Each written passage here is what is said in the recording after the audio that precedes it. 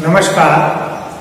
Shri MB. Karnawat high school Palanpur द्वारा चालता online शिक्षणना वर्गों धोरण 12 कॉमर्स विषय नामाना मूल तत्वों भाग 1 प्रकरण नंबर 5 भागीदारों प्रवेश लेक्चर नंबर 3 शुरू करिए। एना एग्जाम्पल नंबर 9 ની ગણતરી આપણે કરીશું। पहला रकम જોઈ લઈએ। આસ્થાના આનાયન પેઢીના ભાગીદારો 31/3/2017 ના રોજનું પાકું સત્તું।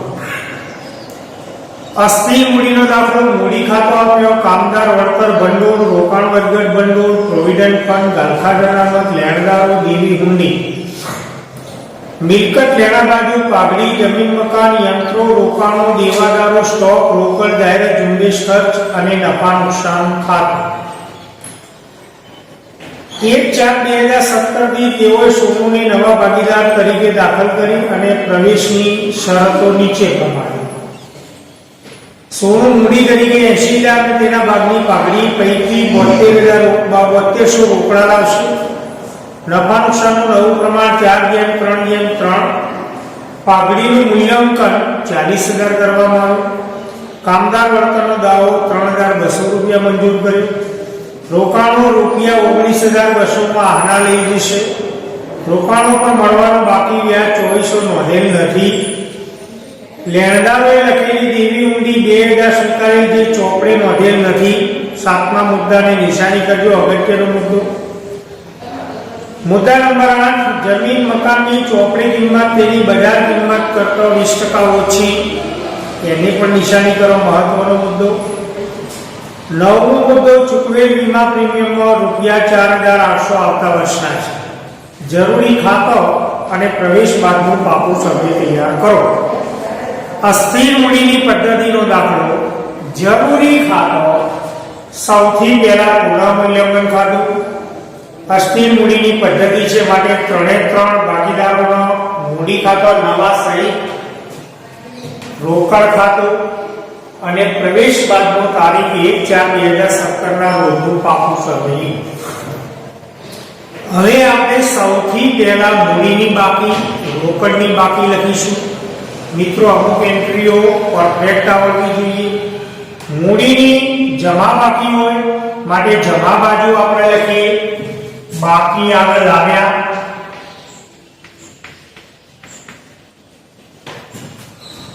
આસ્થાની મૂડી 76,000,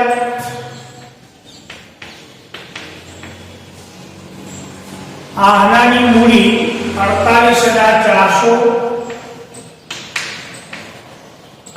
સોનુના ખાનામાં ડેશ।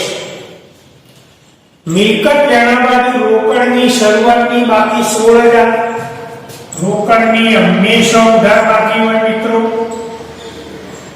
તો રોકડ બેંક ખાતાની ઉધાર બાજુ 16,000। એટલે સૌથી પહેલા મૂડીની બાકી રોકડની બાકી લખવી। હવે મુદ્દા નંબર 2 પાકા સળિયામાં જે અનામતો આપી હોય, એકત્રિત નફા કે ખોટની બાકી આપી હોય, નહીં મોડી વાળેલા ખર્ચા આપ્યા હોય, જૂની પાઘડી આપી હોય, તો આ બધી જ રકમો જૂના ભાગીદારોના મૂડી ખાતે જૂના પ્રમાણમાં વહેંચાય। મૂડી દેવા બાજુ નજર કરો મિત્રો, કામદાર વળતર ભંડોળ 4,800, કામદાર વળતર ભંડોળ એ અનામત છે માટે જૂના ભાગીદારો વચ્ચે જૂના પ્રમાણમાં વહેંચાય, પરંતુ શરતો જોવાની કે કદાચ કોઈ કારીગરને અકસ્માત થવાથી દાવો ચૂકવવાનો થયો હોય તો આ દાવાની રકમ કામદાર ભંડોળમાંથી ચૂકવાય, પણ દાવો ચૂકવવાનો ન હોય તો પૂરેપૂરું કામદાર વળતર ભંડોળ જૂના ભાગીદારો વચ્ચે જૂના પ્રમાણમાં વહેંચાય માટે મુદ્દા નંબર 4 પર નજર કરો। કામદાર વળતરનો દાવો 3,200 મંજૂર કર્યો। હવે પાકા સળિયામાં કામદાર વળતર ભંડોળ 4,800 રૂપિયા છે, તો કામદારને અકસ્માત થાય તો એ દાવો આ અનામતમાંથી ચૂકવાય માટે કામદારને 3,200 રૂપિયા જે ચૂકવવાના થયા એ 4800 માંથી ચૂકવાય. આ કામદાર વળતરનો દાવો એ પેઢી માટે દેવું છે, માટે મૂડી દેવા બાજુ ચૂકવવાના બાકી કામદાર વળતરના દાવા ખાતે, એટલે કામદાર વળતરના દાવાની જોગવાઈ મૂડી દેવા બાજુ ચારે લીટી દવા લઈને આપણે ઉલ્લેખ કરીશું. કામદાર વળતરના દાવાની જોગવાઈ પેઢી માટે દેવું છે 3200 રૂપિયા ચૂકવવાના થયા, એ પાકા સળિયામાં મૂડી દેવામાં. હવે મિત્રો 4800 રૂપિયા કામદાર વળતર અનામત હતું, એમાંથી 3200 રૂપિયા દાવા પેટે પેઢીએ ચૂકવવા પડશે. 4800 માંથી 3200 બાદ કરીએ તો બાકીનો કામદાર વળતર અનામતની રકમ 1600 રૂપિયા જે વધી એ જૂના ભાગીદારો વચ્ચે જૂના પ્રમાણમાં વહેંચાય. તો દાખલાની રકમમાં નજર કરો, જૂનું પ્રમાણ કોઈ જગ્યાએ આપ્યું નથી, માટે 1932 ના ભારતીય ભાગીદારી પેઢીના કાયદાની જોગવાઈ મુજબ નફો નુકસાન જૂના પ્રમાણમાં વહેંચાય, નફો નુકસાન સરખા હિસ્સે વહેંચાય, માટે 1:1 એ આ દાખલાનું નફા નુકસાન વહેંચણીનું જૂનું પ્રમાણ બનશે. માટે 4800 - 3200 બરાબર 1600 રૂપિયા જે અનામત રહ્યું એ આસ્થાના આના વચ્ચે 1:1 ના પ્રમાણમાં વહેંચાય, માટે તેમની મૂડીમાં રકમ ઉમેરવામાં આવશે કામદાર વળતર અનામત ખાતે. કામદાર વળતર અનામત ખાતે 1800 રૂપિયા જે 1600 રૂપિયા જે વધ્યા એ 1:1 એટલે 1600 રૂપિયાના બે ભાગ કરીએ તો 800 રૂપિયા બંને ભાગીદારોના મૂડી ખાતે જમા થાય. હવે મિત્રો આની આપણે આમનો જ સમજી લઈએ, સમજ માટે આમનો ખૂબ જરૂરી છે. તો કામદાર વળતર અનામતનું ખાતું બંધ કરી દઈએ તો કામદાર વળતર અનામત ખાતે ઉધાર પૂરેપૂરી રકમ 4800 તે દાવો ચૂકવવાનો બાકી છે, તે કામદાર વળતરના દાવાની જોગવાઈ ખાતે જમા 3200, બાકીના 1600 રૂપિયા બંને ભાગીદારોના મૂડી ખાતે જમા થાય. તે આસ્થાના મૂડી ખાતે જમા 800 રૂપિયા, તે આનાના મૂડી ખાતે જમા 800 રૂપિયા. હિસાબી નોંધ સમજવી ખૂબ જરૂરી છે. ત્યાર પછી પાકા સળિયામાં નજર કરીએ તો રોકાણ વધઘટ ભંડોળ 1600 રૂપિયા. તો રોકાણ વધઘટ ભંડોળ એ રોકાણો સામે કરેલી જોગવાઈ છે. જો રોકાણોની કિંમતમાં ફેરફાર ઘટાડો થતો ન હોય તો પૂરેપૂરું રોકાણ વધઘટ ભંડોળ અનામત તરીકે બંને ભાગીદારોના મૂડી ખાતે જમા થાય. માટે શરતોમાં રોકાણ અંગેનો કોઈ ફેરફાર આપ્યો છે કે નહીં એ આપણે જોઈ લઈએ. તો મુદ્દા નંબર 5, રોકાણો 19200 રૂપિયામાં આના લઈ જશે. પાકા સળિયામાં મિલકત એના બાજુ નજર કરો તો રોકાણોની ચોપડી કિંમત 20000 બરાબર સમજો. રોકાણોની ચોપડી કિંમત 20000.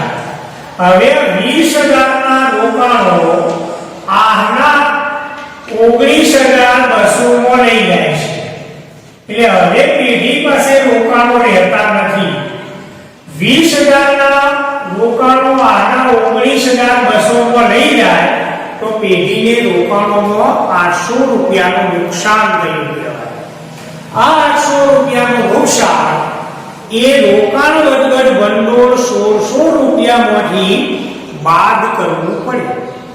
એટલે રોકાણ વધઘટ ભંડોળ જે 1600 હતું એમાંથી રોકાણ વધઘટ ભંડોળ 1600 રૂપિયા હતું, એમાંથી 800 રૂપિયા નુકસાન આપણે બાદ કરીએ તો બાકીનું રોકાણ વધઘટ ભંડોળ 800 રૂપિયા વધ્યું એ ભાગીદારોના જૂના ભાગીદારોના મૂડી ખાતે જૂના પ્રમાણમાં એટલે કે 1:1 ના પ્રમાણમાં વેચવું પડે.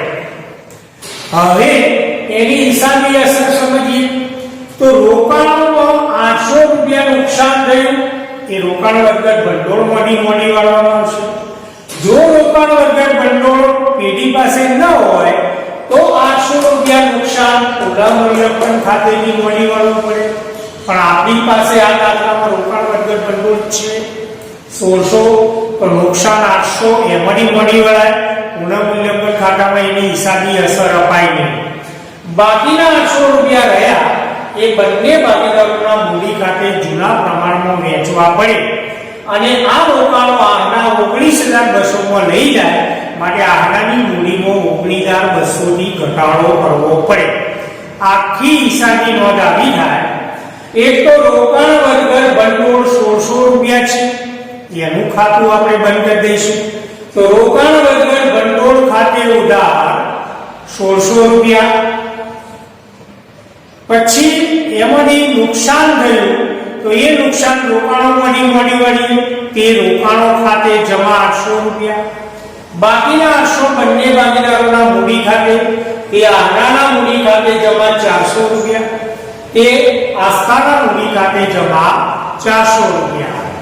અને આના 19200 રૂપિયામાં રોકાણો લઈ જાય તો આનાની મૂડીમાં ઘટાડો થાય, માટે એની હિસાબી નોંધ આવી જાય. આનાના મૂડી ખાતે ઉધાર 19200, તે રોકાણો ખાતે જમા 19200, એટલે રોકાણોનું ખાતું અને રોકાણ વગર ભંડોળનું ખાતું ખાતા વહીમાંથી બંધ થઈ જાય. હવે એની હિસાબી અસર આપીએ. આનાના મૂડી ખાતે ઉધાર, તો આનાના મૂડી ખાતાની ઉધાર બાજુ વિગતમાં વિરુદ્ધનું ખાતું લખાય. રોકાણો ખાતે આના 19200 માં લઈ જાય એટલે આનાની મૂડીમાં ઘટાડો થાય, એટલે આનાના મૂડી ખાતાની ઉધાર બાજુ. હવે 1600 રૂપિયા ભંડોળમાંથી 800 નુકસાન મળી વાળ્યું તો 800 રૂપિયા જૂના પ્રમાણમાં વેચાય. તો બંને ભાગીદારોના મૂડી ખાતાની જમા બાજુ રોકાણ વગર ભંડોળ ખાતે 1:1 ના પ્રમાણમાં એટલે 400 રૂપિયા આપણે મળી ગયા. એટલે હવે રોકાણોનું ખાતું ચોપડામાંથી બંધ થઈ ગયું, રોકાણ વગર ભંડોળનું ખાતું પણ બંધ થઈ ગયું. પાકા સળિયામાં મૂડી દેવા બાજુ નજર કરીએ તો પ્રોવિડન્ટ ફંડ એ દેવું છે, ગાળખાધારામાં જોગવાઈ છે, લેણદારો દેવી ઊંડી એ પણ દેવું છે. મિલકતો બાજુ આપણે નજર કરીએ તો પેઢીના ચોપડે જૂની પાઘડી આપેલી છે 8400, તો જૂની પાઘડી જૂના પ્રમાણમાં મોડી વાળવી પડે. તો જૂનું પ્રમાણ 1:1 એટલે બંને ભાગીદારો વચ્ચે સરખા હિસ્સે મોડી વાળવી પડે. પાઘડીની હંમેશા ઉધાર બાકી, એની હિસાબી નો સમજીએ તો પાઘડીની ઉધાર બાકી છે, માટે પાઘડી ખાતું બંધ કરવા જમા કરવું પડે. આસ્થાના મૂડી ખાતે ઉધાર 4200, આહનાના મૂડી ખાતે ઉધાર 4200, તે પાઘડી ખાતે જમા ખતમણી બંને ભાગીદારોના મૂડી ખાતાની ઉધાર બાજુ જૂના પ્રમાણમાં 1:1 4200 એટલે જૂની પાઘડી જૂના પ્રમાણમાં મોડી વાળવી પડે. મિલકત દેણા બાજુ નજર કરીએ તો છેલ્લે જાહેરાત ઝુંબેશ કર નફા નુકસાન ખાતું, જાહેરાત ઝુંબેશ કર નહીં મળી વાળેલો ખર્ચ, એ પણ જૂના ભાગીદારો વચ્ચે જૂના પ્રમાણમાં મોડી વાળવું પડે. જાહેરાત ઝુંબેશ ખર્ચની ઉધાર બાકી હોય, ખાતું બંધ કરવા જાહેરાત ઝુંબેશ ખર્ચ ખાતું જમા થાય. આસ્થા અને આનાનું મૂડી ખાતું ઉધાર થાય સરખા પ્રમાણમાં એટલે 1600. તો આસ્થાના મૂડી ખાતે ઉધાર, આહનાના મૂડી ખાતે ઉધાર, તે જાહેરાત ઝુંબેશ ખર્ચ ખાતે જમા ખતમણી બંનેના મૂડી ખાતાની ઉધાર બાજુ વિગતમાં જાહેરાત ઝુંબેશ ખર્ચ ખાતે 1:1 એટલે 3200 ના બે સરખા ભાગ કરીએ તો 1600. ત્યાર પછી નફા નુકસાન ખાતું 4000 ની ઉધાર બાકી બતાવે છે. એકત્રિત થયેલી ખોટ એ પણ જૂના પ્રમાણમાં બંને ભાગીદારોના મૂડી ખાતે મોડી વાળવી પડે. એની હિસાબી નોંધ આવી થાય. આસ્થાના મૂડી ખાતે ઉધાર 2000, આહનાના મૂડી ખાતે ઉધાર 2000 એ નફા નુકસાન ખાતે જમા 2000 બંનેના મૂડી ખાતાની ઉધાર બાજુ વિગતમાં નફા નુકસાન ખાતે 2000 એટલે મિત્રો પાકા સળિયામાં કોઈ પણ અનામત આપી હોય, એકત્રિત થયેલો નફો ને નફા નુકસાનની જમા બાકી આપી હોય, મિલકતો બાજુ નફા નુકસાન ખાતાની ઉધાર બાકી, નઈ મોડી વાળેલા ખર્ચા, જૂની પાઘડી, આ બધી જ રકમો જૂના પ્રમાણમાં ભાગીદારોના મૂડી ખાતે વહેંચવી પડે. એટલે આ મુદ્દા પરફેક્ટ આવડવા જોઈએ. હવે શરતોનો અભ્યાસ કરીએ. પહેલો મુદ્દો અગત્યનો, સોનું મૂડી તરીકે 80,000 રોકડા લાવે છે તો એની હિસાબી નોંધ પરફેક્ટ આવડવી જોઈએ. રોકડ ખાતે ઉધાર 80,000 એ સોનુના મૂડી ખાતે જમા 80,000 ખતમણી રોકડ ખાતાની ઉધાર બાજુ વિગતમાં વિરોધનું જમા થયેલું ખાતું સોનુના મૂડી ખાતે 80,000 રોકડ ખાતે ઉધાર 80,000 એ સોનુના મૂડી ખાતે જમા. બીજી અસર સોનુના મૂડી ખાતાની જમા બાજુ રોકડ ખાતે આ રકમ મૂડીની આવી માટે સોનુના મૂડી ખાતાની જમા બાજુ 80,000. આ હિસાબી નોંધ સરસ રીતે આવડવી જોઈએ. 11મા ધોરણથી આપણે બનેલા છે. હવે મહત્વનો પાઘડીનો મુદ્દો. પાઘડીનો મુદ્દો અગત્યનો, એ મુદ્દો આવડી જાય એટલે બાકીના તો મિલકત દેવાના ફેરફારો હોય સરળ મુદ્દા. કેના ભાગની પાઘડી પૈકી 7200 રોકડા લાવશે. કેના ભાગની પાઘડી પૈકી 7200 રોકડા લાવશે. હવે પાઘડીનું મૂલ્યાંકન એટલે કે પાઘડીનું નવું મૂલ્ય શરતોમાં આપ્યું છે કે નથી આપ્યું આપણે જો. ગઈકાલે આપણે દાખલો ગણ્યોમાં પાઘડીનું નવું મૂલ્ય નહોતું આપ્યું, પણ આ દાખલાની અંદર મુદ્દા નંબર 3 માં પાઘડીનું નવું મૂલ્ય 40,000 આપ્યું. એટલે પાઘડીનું નવું મૂલ્ય, પાઘડીની નવી કિંમત 40,000 રૂપિયા. તો નવી કિંમતે પેટીના ચોપડે પાઘડી બતાવો. હવે દાખલામાં એવું કહ્યું કે સોનું તેના ભાગની પાઘડી પૈકી 7200 રોકડા લાવશે. તો સોનુનો ભાગ કેટલો? તો મુદ્દા નંબર 2 ની અંદર નફા નુકસાન વહેંચણીનું પ્રમાણ આપ્યું. નવું પ્રમાણ 4/3/3. એટલે સોનુનો નફા ભાગ 3 થાય. તો સૌથી પહેલા સોનુના ભાગની પાઘડીની રકમ આપણે શોધી કાઢીએ. તો સોનુનો નફા ભાગ 3 ગુણ્યા 40,000 બરાબર સોનુએ એના ભાગની પાઘડી તરીકે 12,000 રૂપિયા ધંધામાં લાવવા પડે. પરંતુ મુદ્દા નંબર 1 ની અંદર સોનુએ રોકડમાં લાવેલ પાઘડી 7200 રૂપિયા આપી. તો 12,000 પાઘડી પેટે લાવવાના હતા સોનુએ, પરંતુ 7200 રૂપિયા સોનું પાઘડી પેટે લાવી તો સોનુએ 4800 રૂપિયા પાઘડી પેટે લાવેલ નથી. તો આ 4800 ની પણ હિસાબી અસર આપવી પડે કે 7200 ની પણ આપવી પડે. ફરી સોનુના ભાગની પાઘડી 3 ગુણ્યા 40,000 એટલે 12,000. તો 12,000 પાઘડી પેટે લાવવાના હતા સોનુએ, પણ સોનું રોકડમાં પાઘડી લાવી 7200. તો બાદ કર્યા તો સોનુએ પાઘડી પેટે 4800 લાવી નથી. તો હવે એની હિસાબી અસર તો એક તો જ્યારે કોઈ પણ નવો ભાગીદાર પાઘડીની રકમ રોકડમાં લાવે તો એની હિસાબી નોંધ આવી થાય.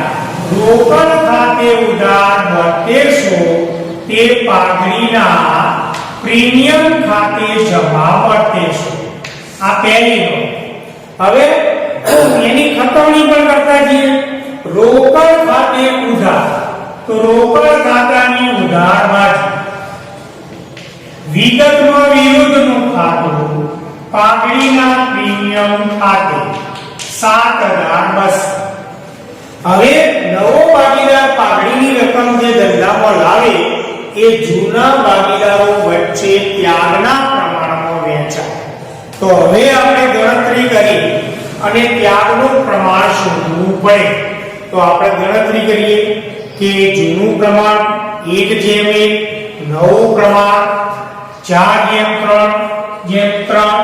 તો સૌથી પહેલા ત્યાગ બરાબર જૂનો ભાગ માઈનસ નવો ભાગ. મિત્રો સૂત્ર આપણે ભણ્યા છે એટલે હું ફરીથી લખતો નથી. ત્યાગ બરાબર જૂનો ભાગ માઈનસ નવો ભાગ. જૂનો પ્રમાણ અથવા જૂનો ભાગ 1:1, નવો પ્રમાણ અથવા નવો ભાગ 4:3. તો આસ્થાનો ત્યાગ બરાબર જૂનો ભાગ 1/2 માઈનસ નવો ભાગ 4 ચોકડી ગુણાકાર 10 × 1 10, 4 × 2 8 10 × 2 20, 2 દશાંશ અથવા 1/5 પ્લસનો જવાબ આવ્યો. માટે આસ્થા 1/5 અથવા 2 દશાંશ ભાગનો ત્યાગ કરે. 1/2 -4 તો 10મો યાદ જાય તો 2 અને છેદનો ગુણાકાર કરીએ તો 10 - 8 બરાબર 2 દશાંશ. 1/2 -4 દશાંશ એટલે 10 એકા 10, 4 દુ 8, 10મો યાદ જાય તો 2 અને 1/20 છેદ નાના કરીએ તો 1 દશાંશ. પહેલા ભાગીદારે ત્યાગ કર્યો, બીજા ભાગીદારનો ત્યાગ આનાનો ત્યાગ 1/2 - 3 દશાંશ. 10 × 1 10, 3 × 2 6, 10 × 2 20, 4 - 20. હજુ છેદ નાના કરીએ તો 1/5. તો પહેલા ભાગીદારનો જવાબ પણ પ્રશ્ન આવ્યો અને બીજા ભાગીદારનો જવાબ પણ પ્રશ્ન આવ્યો. તો બંને ભાગીદારો ત્યાગ કરે છે. પહેલા ભાગીદારનો ત્યાગ 1 દશાંશ છેદ નાના કરે, બીજા ભાગીદારનો ત્યાગ 1/5 છેદ સરખા કરીએ તો અહીંયા 2 વડે ગુણાકાર કરીએ તો પહેલા ભાગીદારનો ત્યાગ 1 દશાંશ, બીજા ભાગીદારનો ત્યાગ 2 દશાંશ. તો ત્યાગનું પ્રમાણ 1:2. આસ્થા અને આનાના ત્યાગનું પ્રમાણ 1:2. તો આ જે પાઘડીના પ્રીમિયમની રકમ ધંધામાં રોકડમાં લાવ્યા એ રકમ આસ્થા અને આના વચ્ચે ત્યાગના પ્રમાણમાં એટલે કે 2:1 ના પ્રમાણમાં વહેંચાય. હવે એની હિસાબી બરાબર સમજો. આ પહેલી નોંધ હતી. હવે બીજી નોંધ. પાઘડીના પ્રીમિયમનું ખાતું જમા કર્યું એને બંધ કરવા માટે આપણે ઉધાર કરીએ તો પાઘડીના પ્રીમિયમ ખાતે ઉધાર 3200. બંને ભાગીદારોએ ત્યાગ કર્યો માટે બંને ભાગીદારોના મૂડી ખાતે જમા, કે આસ્થાના મૂડી ખાતે જમા કે આનાના મૂડી ખાતે જમા ત્યાગના પ્રમાણમાં 1:2 ના પ્રમાણમાં. તો 3200 ના આપણે ભાગ કરીએ તો 1/3 ગુણ્યા 3200 બરાબર 2400 આનાના મૂડી ખાતે જમા અને 2/3 ગુણ્યા 3200 એટલે 4800 રૂપિયા આનાના મૂડી ખાતે જમા થાય. તો હિસાબી નોંધ આવી થાય. પાઘડીના પ્રીમિયમ ખાતે ઉધાર 3200 તે આસ્થાના મૂડી ખાતે જમા 2400 તે આહનાના મૂડી ખાતે જમા. હવે આપણે ખટોણી લઈએ તો બંને ભાગીદારોના મૂડી ખાતાની જમા બાજુ વિગતમાં વિરોધનું જમા ઉધાર થયેલું ખાતું પાઘડીના પ્રીમિયમ ખાતે 2448. રોકડમાં લાવે 3200 રૂપિયા બંને ભાગીદારોના મૂડી ખાતે જમા કર્યા. હિસાબી નોંધો સમજશો એટલે ઓટોમેટિક ખતમણી આવડી જશે. હવે મહત્વનો મુદ્દો આવ્યો કે 12,000 પાઘડી પેટે સોનુએ રોકડમાં લાવવાના હતા, પણ એમાંથી 3200 રોકડમાં લાવ્યા. એ પાઘડી ત્યારના પ્રમાણમાં વેચી દીધી અને સોનું 4800 રૂપિયા પાઘડીની રકમ રોકડમાં લાવતી નથી, માટે એની મૂડીમાં ઘટાડો કરવો પડે. માટે સોનું હિસાબી નોંધ આવી જાય. સોનુના મૂડી ખાતે ઉધાર 4800 અને આ રકમ બંને જૂના ભાગીદારોના ત્યાગના પ્રમાણમાં બંનેના મૂડી ખાતે રકમ જમા કરવી પડે. તો એની હિસાબી નોંધ આવી થાય. સોનુના મૂડી ખાતે ઉધાર 4800 તે આસ્થાના મૂડી ખાતે જમા તે આહનાના મૂડી ખાતે જમા ત્યાગના પ્રમાણમાં 1/2 ના પ્રમાણમાં. તો 4800 ના ભાગ કરીએ તો 1/3 ગુણ્યા 4800 એટલે 1600 રૂપિયા. 2/3 ગુણ્યા 4800 તો 1600 ગુણ્યા 2 એટલે 3200 રૂપિયા. તો 1600 અને 3200 બંનેના મૂડી ખાતે જમા કરવા પડે. હવે મિત્રો ખાતવણી બરાબર સમજો. સોનુની મૂડીમાં ઘટાડો કરવા સોનુના મૂડી ખાતે ઉધાર. તો સોનુના મૂડી ખાતાની ઉધાર બાજુ વિગતમાં જમા થયેલા ખાતાનું નામ લખાય. માટે જમા થયેલા બંને ભાગીદારોના મૂડી ખાતે આસ્થાના મૂડી ખાતે અને આહનાના મૂડી ખાતે રકમ સોનુના મૂડીના ખાતામાં 1600 રૂપિયા અને 3200 રૂપિયા સોનુની મૂડીમાં ઘટાડો કરો. આસ્થા અને બંનેના મૂડી ખાતાની જમા બાજુ વિગતમાં ઉધાર થયેલા ખાતાનું નામ લખાય. તો વિગતમાં સોનુના મૂડી ખાતે આ રકમ પાઘડીની આવી. તો બંનેના મૂડી ખાતાની જમા બાજુ તો સોનુના મૂડી ખાતાની જમા બાજુ 1600 રૂપિયા, આસ્થાના મૂડી ખાતાની જમા બાજુ 1600 અને આહનાના મૂડી ખાતાની જમા બાજુ 3200 રૂપિયા.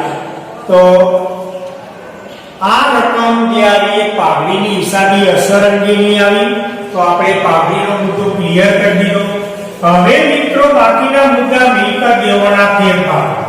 તો મિલકત દેવાના ફેરફારોની એક અસર પુનઃમૂલ્યાંકન ખાતામાં થાય અને બીજી અસર પાકા સળિયામાં મિલકત ફેરફાર થાય. ફાયદો થયેલો પુનઃમૂલ્યાંકન ખાતું જમા કરીશું અને નુકસાન થયેલો પુનઃમૂલ્યાંકન ખાતું ઉધાર. પહેલો મુદ્દો ક્લિયર, બીજી શરત ક્લિયર, ત્રીજો મુદ્દો પાઘડીના મૂલ્યાંકનનો ક્લિયર. 4 અને 5 મુદ્દા ક્લિયર થઈ ગયા. ત્યાર પછી છઠ્ઠો મુદ્દો રોકાણો પર મળવાનું બાકી વ્યાજ ચોપડે નોંધેલ નથી. તો રોકાણોનું મળવાનું બાકી વ્યાજ એ પેઢી માટે લેણું કહેવાય.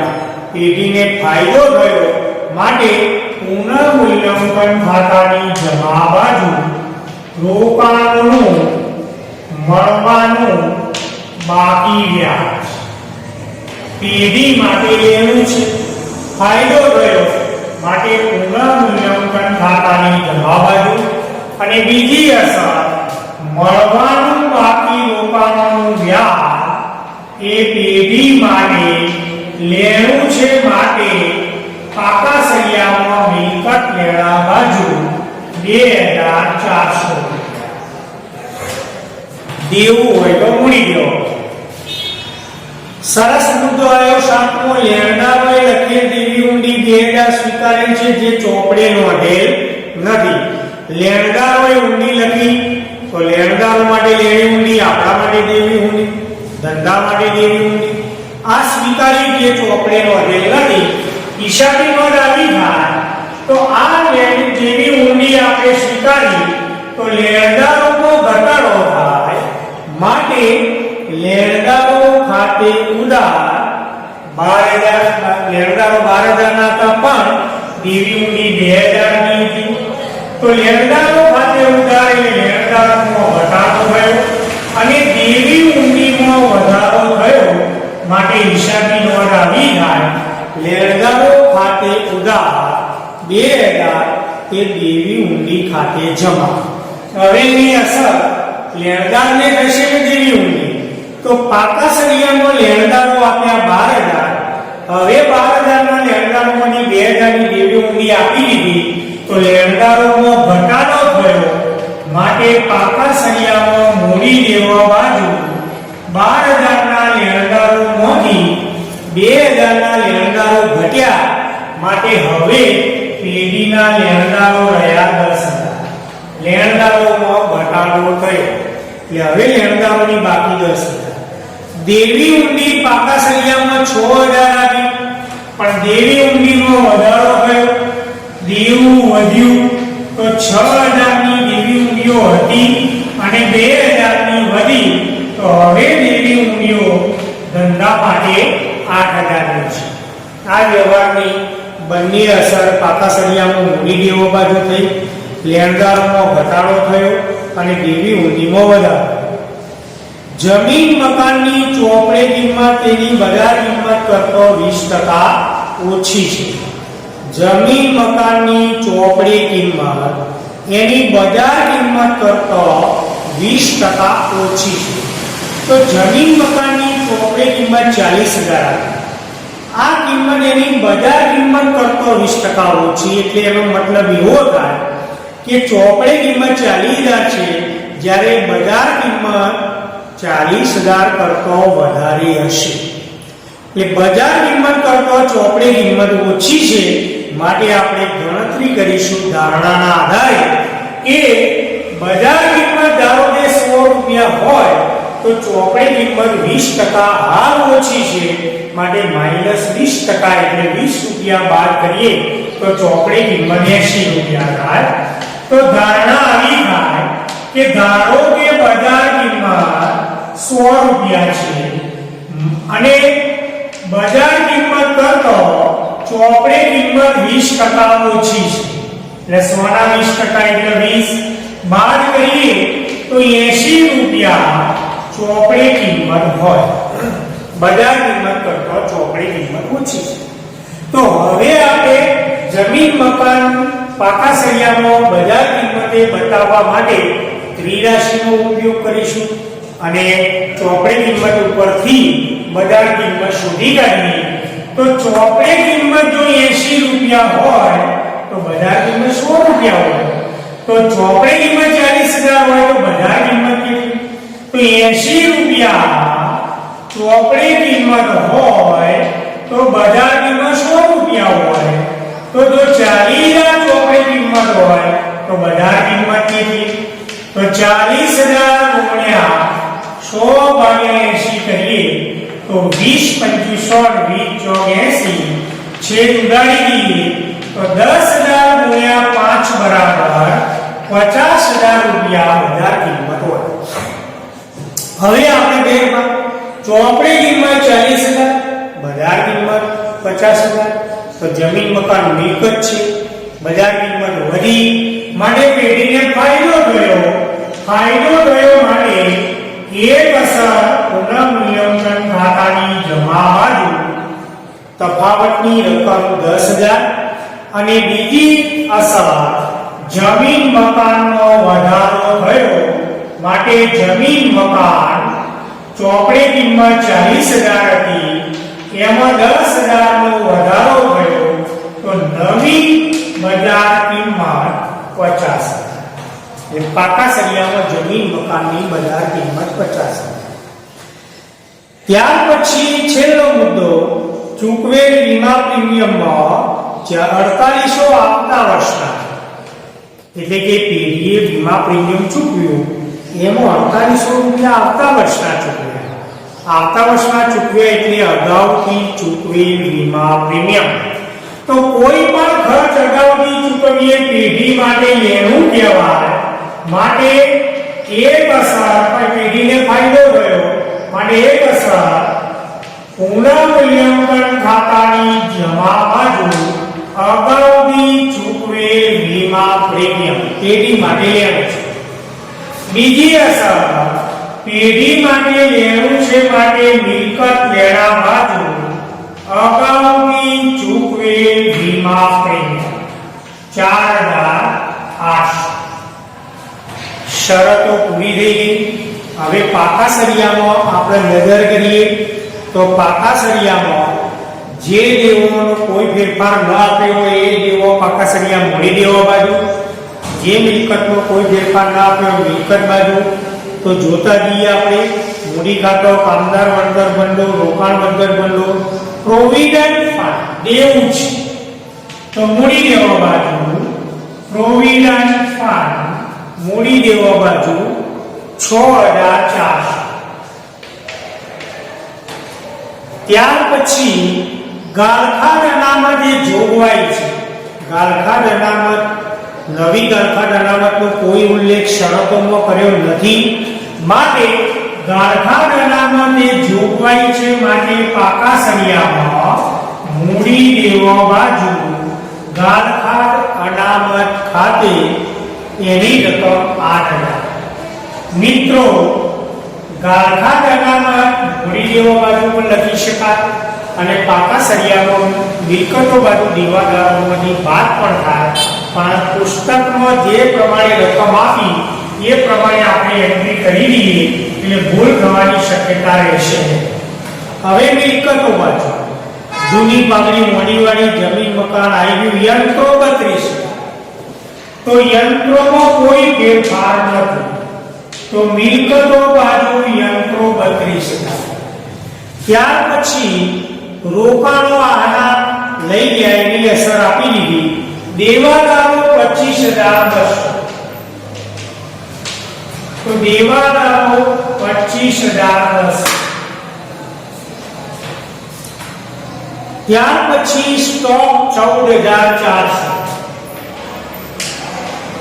સ્ટોકમાં પણ કોઈ ફેરફાર નથી તો સ્ટોકની રકમ પણ 14400. રોકડ આપણે બાકી શોધી કાઢી છે, ગયા ઝુંબેશ પર નફા નુકસાન થતું, હવે કોઈ અસર આપવાની બાકી રહેતી નથી તો પુનઃમૂલ્યાંકન ખાતાનું પરિણામ શોધી કાઢીએ. તો મિત્રો જમા બાજુ રકમો છે, ઉધાર બાજુ કોઈ રકમ નથી તો પુનઃમૂલ્યાંકન ખાતાનો જમાનો સરવાળો વધારે થાય છે એટલે પુનઃમૂલ્યાંકન ખાતું જમા બાકી બતાવે છે. સરવાળા ચેક કરતા રહેજો. તો જમા બાજુનો સરવાળો 17200, એ સરવાળો આપણે ઉધાર બાજુ મૂકી દઈએ તો તફાવતની રકમ 17200 પુનઃમૂલ્યાંકન ખાતાની જમા બાકી એટલે નફો અસ્થિર મૂડીનો દાખલો છે માટે મૂડી ખાતે લઈ જઈશું જૂના પ્રમાણમાં, એટલે કે 1:1 ના પ્રમાણમાં આપણે ભાગ કરીશું. તો 17200 ના બે સરખા આપણે ભાગ કરીએ તો 17200 ગુણ્યા 1/2 કેલ્ક્યુલેટરનો પણ ઉપયોગ કરતા રહેજો. તો 17200 ગુણ્યા 1/2 તો 8600. હવે એની હિસાબી નોંધ પુનઃમૂલ્યાંકન ખાતે ઉધાર તો બંને ભાગીદારોના મૂડી ખાતે જમા, તો બંને ભાગીદારોના મૂડી ખાતાની જમા બાજુ વિગતમાં પુનઃમૂલ્યાંકન ખાતે 8600.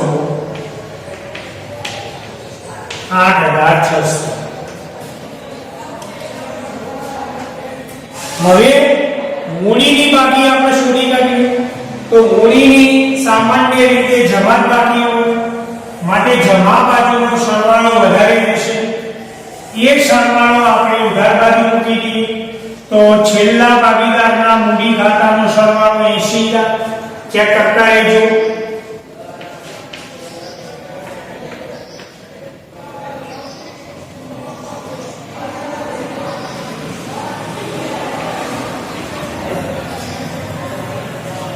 $66,200.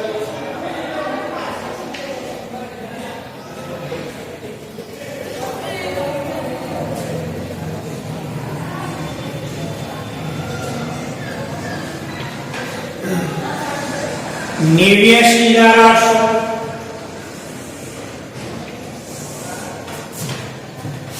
સરવાળો આપણે ઉધાર બાજુ લખી દઈએ 89,800 66,200 અને 80,000 હવે ડિફરન્સની રકમ આપણે શોધી કાઢીએ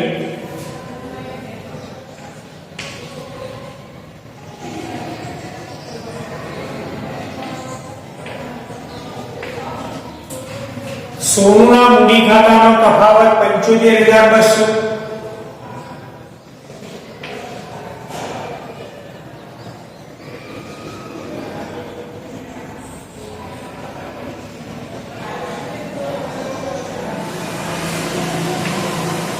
ચેક કરતા રહેજો 39,200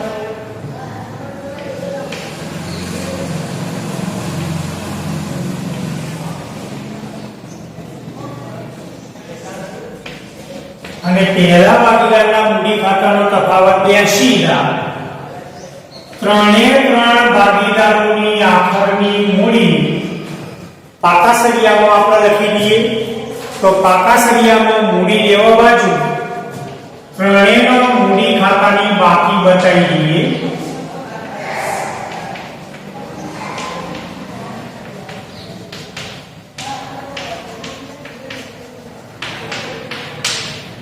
$82,000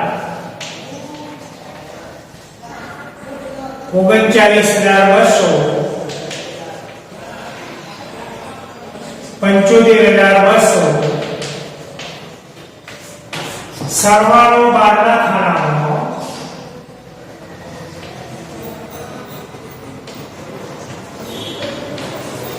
ત્રણ ભાગીદારોની આખરની મૂડી 1,96,400 હવે રોકડની બાકી આપણે શોધી કાઢીએ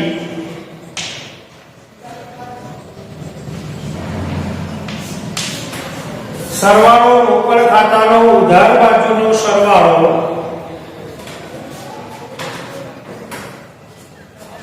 1,03,200 જમા બાજુ કોઈ રકમ નથી તો એ સરવાળો આપણે જમા બાજુ મૂકી દઈએ 1,03,200 તફાવત પણ 1,03,200 રોકડ ખાતાની આખરની બાકી આપણે લઈ ગયા એ રોકડ પાકા સળિયામાં મિલકત લેણા બાજુ 1,03,200 અને હવે છેલ્લે પાકા સળિયામાં બંને બાજુના આપણે સરવાળા કરીએ તો દાખલો આપણો પૂરો થશે તો સરવાળો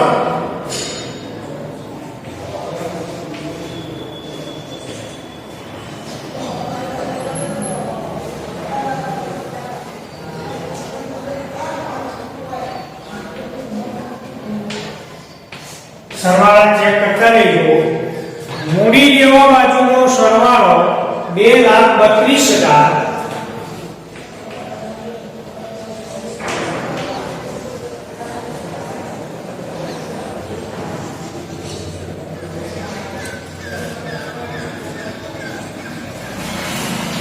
મિલકત લેણાનો પણ સરવાળો 2,32,000 એટલે પ્રવેશ બાદનું પાકું સરવૈયું એટલે જ્યારે નવા ભાગીદારનો પ્રવેશ થાય તો આ પ્રમાણે પુનઃમૂલ્યાંકન ખાતું ભાગીદારોનો મૂડી ખાતો રોકડ બેંક ખાતું અને પાકું સરવૈયું એટલે બહુ સરળ ચેપ્ટર છે તો વિદ્યાર્થી મિત્રો આ પ્રમાણે સરસ રીતે તૈયારી કરજો 2 દાખલાઓનું ગણન કાર્ય કર્યું આ સાથે આપણું આજનું લેક્ચર નંબર 3 પૂર્ણ કરીએ છીએ આભાર